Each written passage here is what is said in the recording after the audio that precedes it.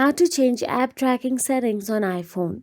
So let's get started with the tutorial. First of all you have to do is open the settings app on your mobile device. Once inside the settings app, scroll down and then you will get to see privacy and security option available. Simply tap on it. Once inside there, tap on the tracking. Inside tracking, you'll get to see allow apps to request to track, toggle on or off. On, apps will ask for permission to track you individually. Off, apps are not allowed to track you and you won't get prompts. Now, the other one is manage individual apps.